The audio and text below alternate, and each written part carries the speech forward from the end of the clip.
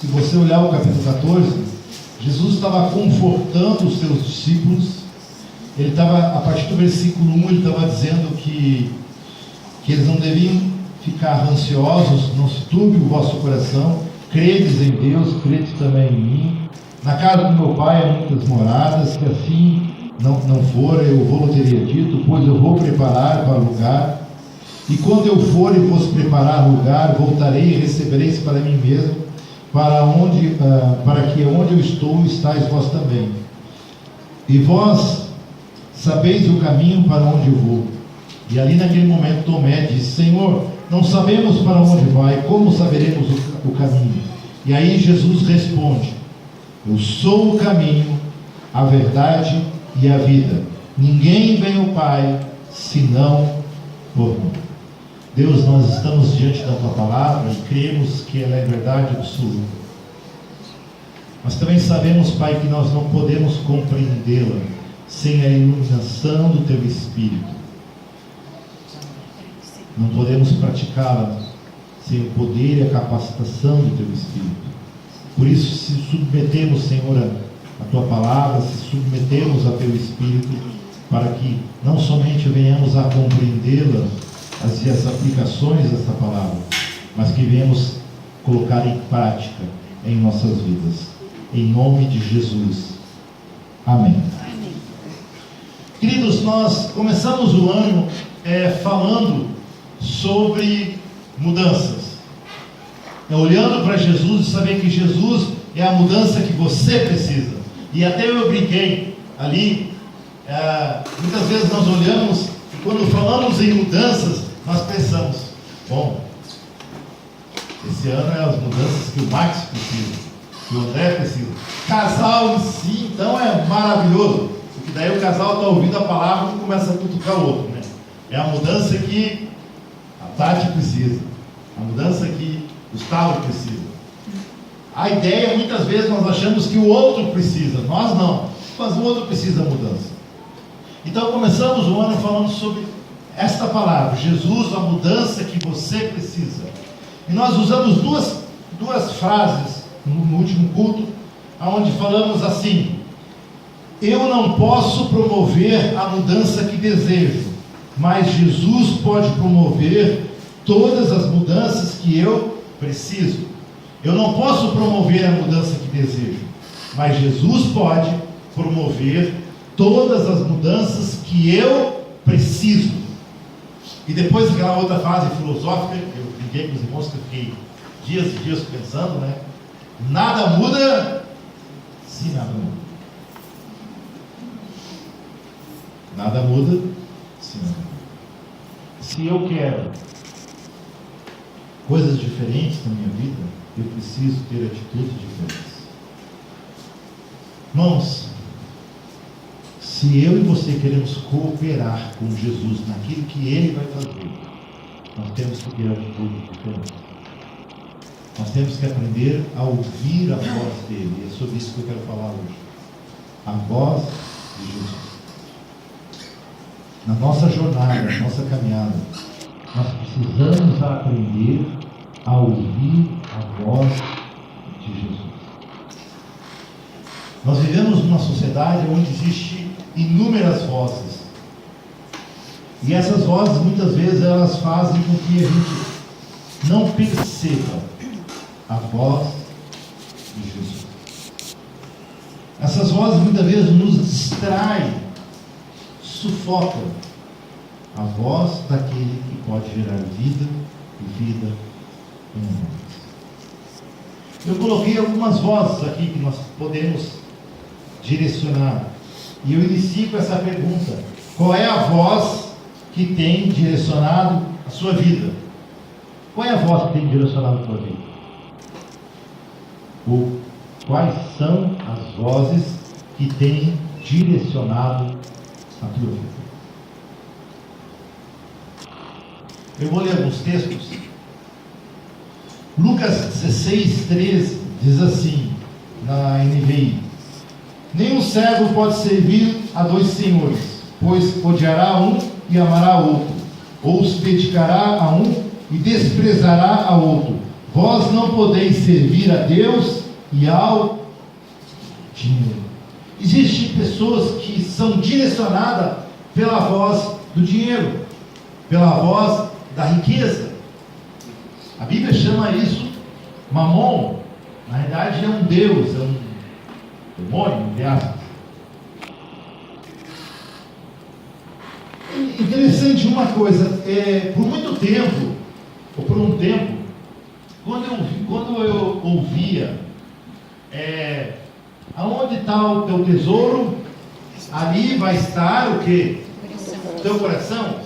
Eu olhava isso, eu olhava de uma maneira invertida. Eu olhava e pensava, à medida que a gente vai amando alguma coisa, aquilo se torna nosso tesouro. Mas estudando o texto e ouvindo alguns comentaristas, na realidade não é bem assim, é o contrário. Nós escolhemos tesouros, e porque aquilo é um tesouro, o nosso coração corre na direção daquilo. Por vários fatores, por várias questões, às vezes familiares, no ambiente onde você cresceu, né?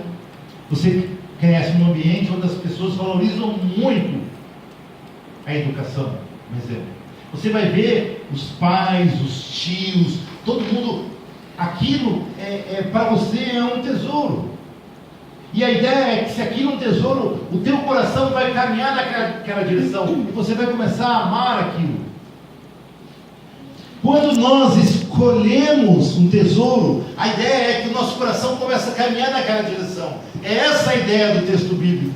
Então, cuidado com os tesouros que nós escolhemos. Porque se tu escolhe um tesouro, o teu coração vai caminhar naquela direção. Se aquilo para você é algo importante, um tesouro, você vai caminhar naquela direção. Interessante o poder da palavra. Porque a palavra começa a nos mostrar os verdadeiros tesouros. E aí, Sandra, é uma garantia. Quando você olha a palavra e diz, olha, isso é um tesouro, isso é algo importante. A Bíblia está dizendo que o teu coração vai começar a caminhar naquela direção. Um exemplo, a Sandra, a questão de missões. Teve um momento da vida dela, pode falar, Sandra, que a Sandra, ela olhou, não sei como é que Deus trabalhou isso, mas ela olhou na palavra, e aquilo, ela olhou, isso é importante, isso é um tesouro. O coração vai caminhando naquela direção e você vai se apaixonando por aquilo. Se nós olhamos por vários fatores e achamos que o dinheiro é um tesouro, a Bíblia garante que nós vamos nos apaixonar por aquilo. E o problema é quando nós nos apaixonamos, porque aquilo nós começamos a adorar. Que voz tem direcionado a tua vida? É a voz do mamon? É a voz da riqueza? O dinheiro? Você já falou, irmãos, para ver que contribuição é o termo que nós usamos? É um ato de adoração ou de amor? Porque quando você ama a Deus, quando Ele é o teu tesouro, teu coração caminha naquela direção. A nossa dificuldade, e eu estou junto com vocês, em relação aos nossos bens, irmãos, eu não estou falando de dízimo, porque eu vou usar as palavras que o Mark falou aqui. Irmãos, dizimar é muito fácil. O povo de Israel, sem a presença do Espírito na vida deles, eles eram dizimistas. Apenas obedecendo uma lei.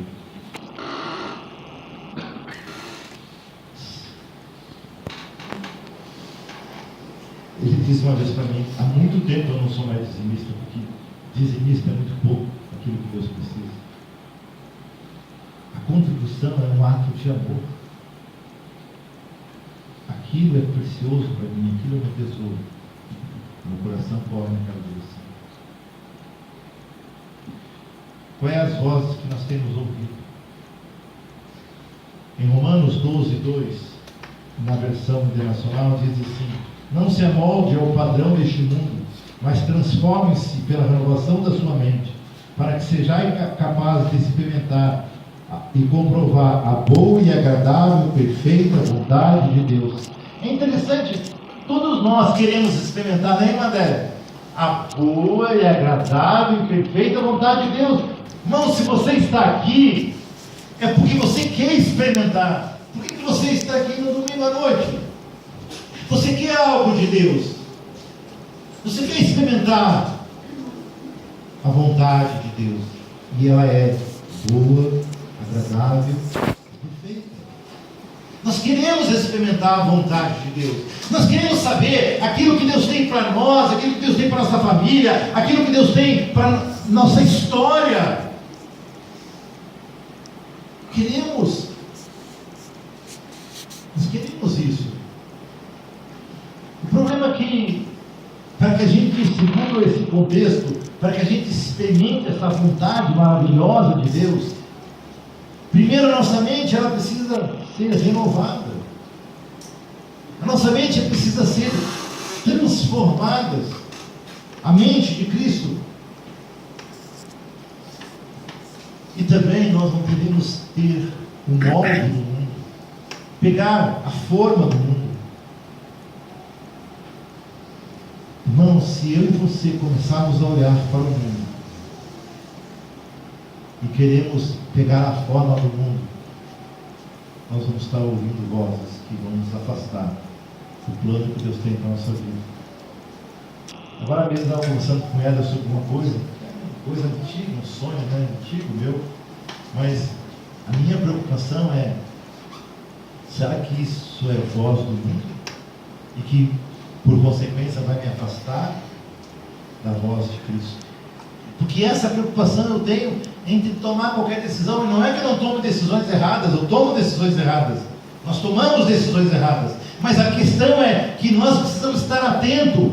Esta voz, ela está me afastando das coisas que Deus tem para a minha vida, para a minha família.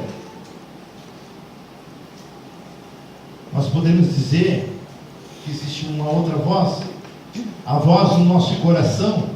Jeremias 17:9. O coração é mais enganoso que qualquer outra coisa, a sua doença é incurável, quem é capaz de compreendê-lo? Irmãos, o que eu estou dizendo aqui não é que nós somos seres, não podemos ter emoções. Deus nos criou com emoções. O que eu quero dizer é que o alicerce não pode ser as emoções. Quando a Bíblia diz que nós caminhamos por fé, é só tentar se entender o que é caminhar por fé. Caminhar por fé é crer. Crer no quê? Nas promessas, na palavra, nos mandamentos. Então a ideia é que o meu caminhar é por crer nas verdades da palavra. Todo dia você amanhece da mesma maneira? Todo dia você amanhece alegre, feliz? Às vezes não, né? Às vezes a gente amanhece chateado. Às vezes a gente amanhece triste, decepcionado. Não sei contra vocês, mas às vezes não dá vontade de desistir. Eu sinto assim. Não tem momentos que você olha para trás e diz: não está dando nada certo, cara. Não tem momentos que o coração... Imagina se a nossa caminhada fosse alicerçada nas nossas emoções. A gente ia ser uma montanha russa, né? Porque um dia está bem, um dia está mal, um dia está bem, um dia está mal. A nossa caminhada. Deus, se eu chegar às 6 horas da tarde, 6 horas, não, 5 horas. Hoje não estou bem, não vou pregar não. Não vou ler a Bíblia não. Não estou com vontade. Não estou afim. Eu não é para escandalizar, mas várias vezes eu não tenho vontade de ler a Bíblia. Mas eu entendo que eu não sou sábio, e ela tem sabedoria.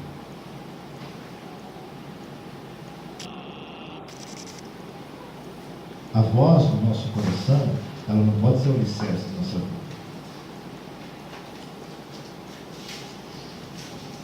A voz do dinheiro, a voz deste mundo, a voz do coração, a voz de pessoas. Não sempre vai ter pessoas em volta de você. Provérbios 12, 5 diz: os planos dos justos são retos, mas os conselhos dos ímpios, o conselho dos ímpios é enganoso. Sempre vai ter pessoas santas em volta da gente. E é interessante, geralmente, aquela pessoa que mais passa a mão na cabeça, né, que sempre diz sim para você, é de fato aquela pessoa que não se importa com você. Não se importa. Porque ela não está preocupada se você vai se dar mal. Ela não está preocupada. Ela está preocupada com ela. Ela vai ser o bonzinho da história. Mas aquele que com amor diz: Guilherme, Vanessa, André, Max, não é assim.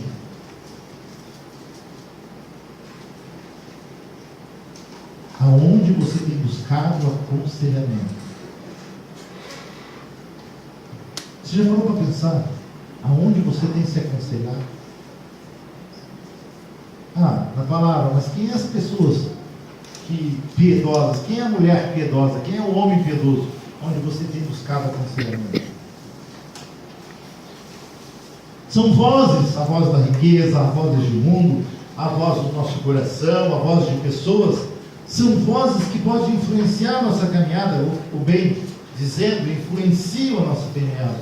Claro que existem muitas outras vozes. Eu coloquei aqui a voz da culpa. Existem pessoas que erraram e elas não aceitam o perdão de Deus.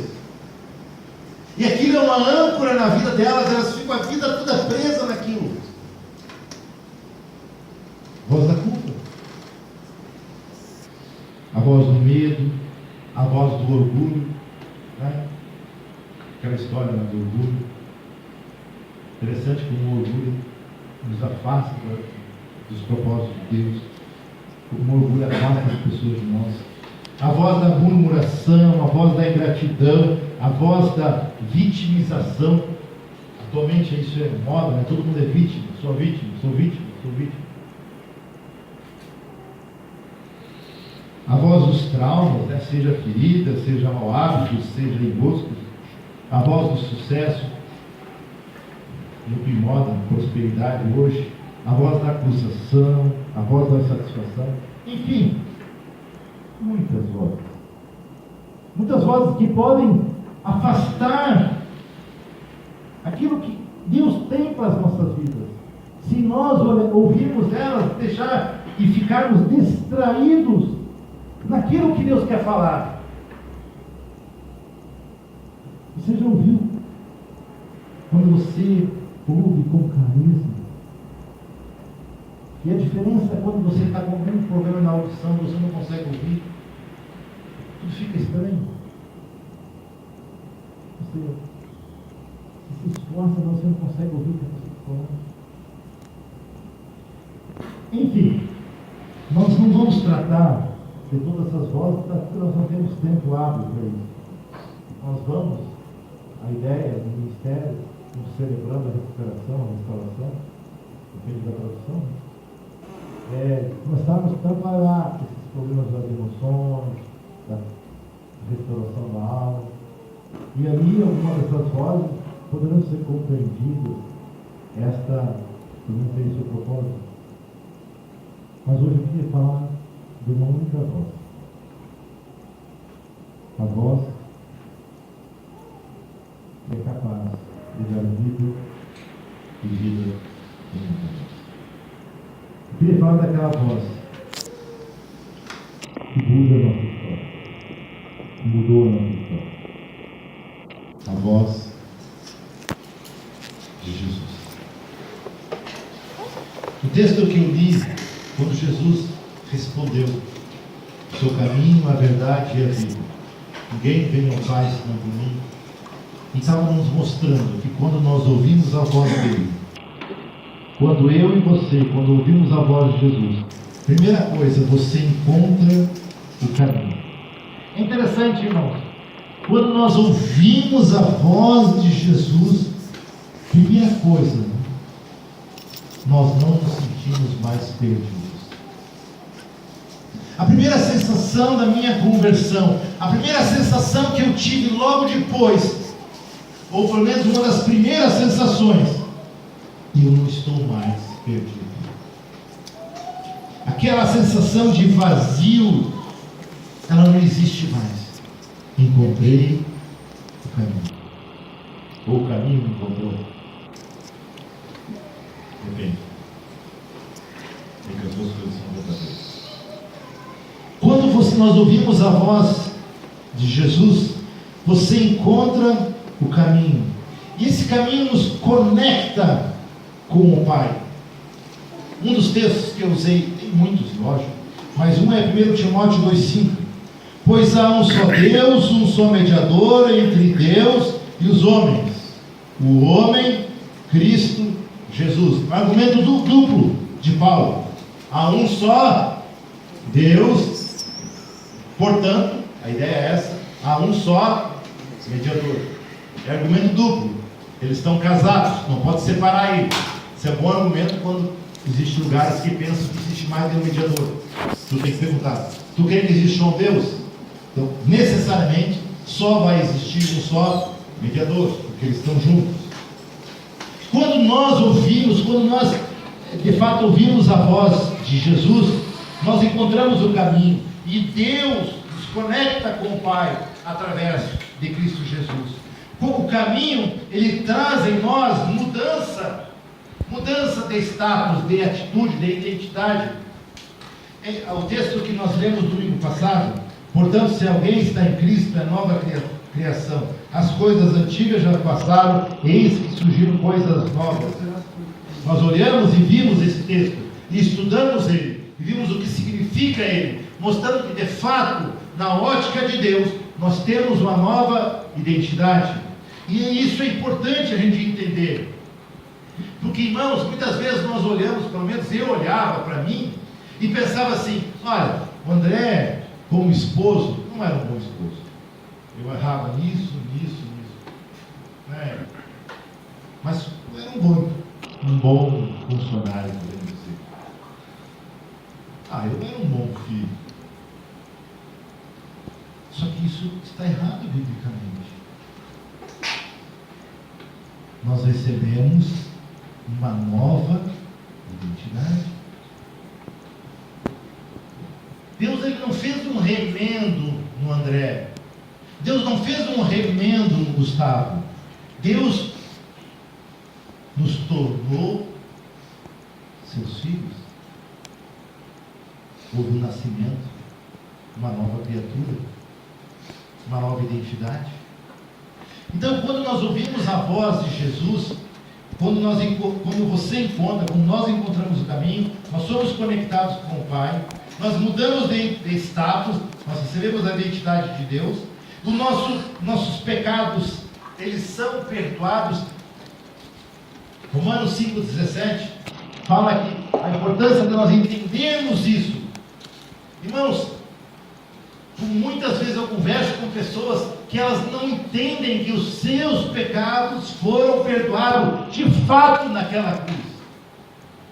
Tem muita coisa na minha vida que eu me envergonho de ter feito, e na realidade ainda as coisas que eu faço hoje que me envergonho, mas eu tenho convicção que em Cristo os meus pecados foram perdoados,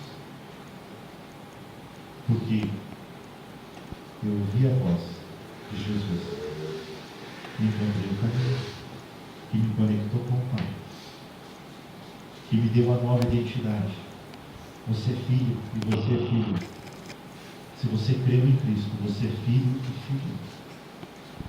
Se você creu em Cristo, os seus pecados foram perdoados. E de fato, hoje, como cristão, quando nós pecamos, se nós confessarmos os nossos pecados, Ele é fiel e justo para nos perdoar os nossos pecados e que nos purificar de toda a injustiça. E isso me faz lembrar de algo interessante, que é sobre a limpeza. É algo que eu coloquei aqui porque é para mim importante. Quando nós ouvimos a voz de Deus, quando ali na ceia, quando Ele instituiu a ceia naquele momento, em João 13, e os discípulos estavam preocupados, e Ele falou: olha, vocês já estão limpos pela palavra que eu vos tenho falado. Vocês conhecem a história? De uma certa maneira, claro que quando Deus nos perdoa, nós somos limpos. Mas eu queria mostrar que, para mim, tem um significado um pouco maior essa limpeza de Deus.